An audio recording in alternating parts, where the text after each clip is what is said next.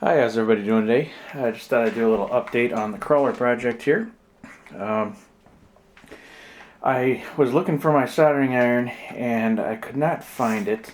I did find my soldering gun, which is this monster here, which is a 230 watt.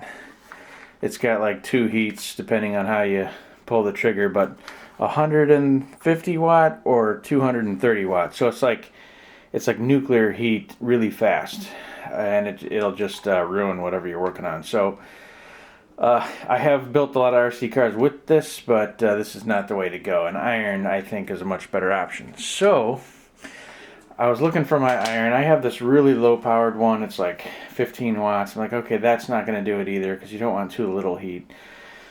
So I take the crawler into work because we have 3 different soldering irons there and a whole soldering station, and all 3 of them are dead. None of them work. None of them produce any heat.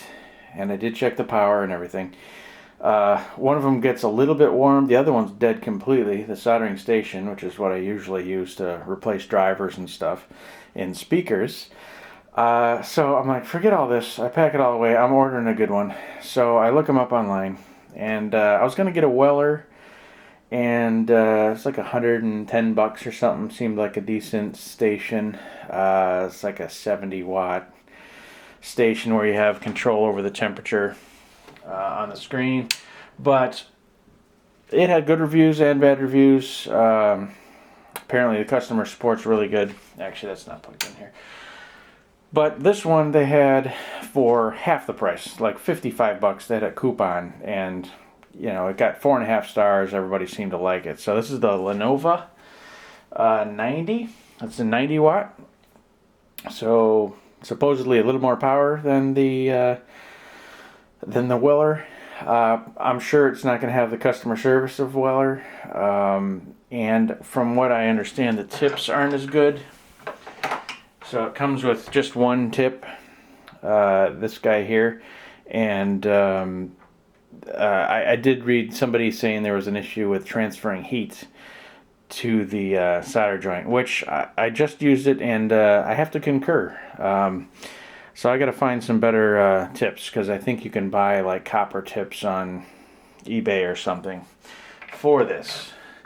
So hopefully the soldering gets better. But anyway, I got the soldering done that I needed to. So I got the connector put on for the... I'm switching connectors. I'm going to the XT60.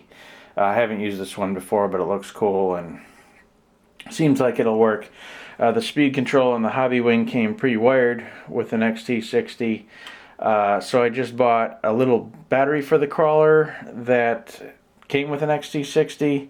It has the right kind of balancing lead for my charger, which is this Triton EQ thing. So that should work just fine. I got the motor lead soldered up, so that's good. I'm now routing the wires to go to the receiver box. The receiver is this tiny thing. Tiny.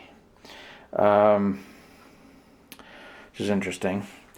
But yeah, anyway, that's going to go in there. I got to figure out which way to go, because the servo wire is not that long. That's the only amount of length I need. So I either need a servo extension, or I need to flip the box around, or I need to go through this rubber plug. It would be nice to keep it waterproof, so I can't go through the rubber plug if I want it waterproof.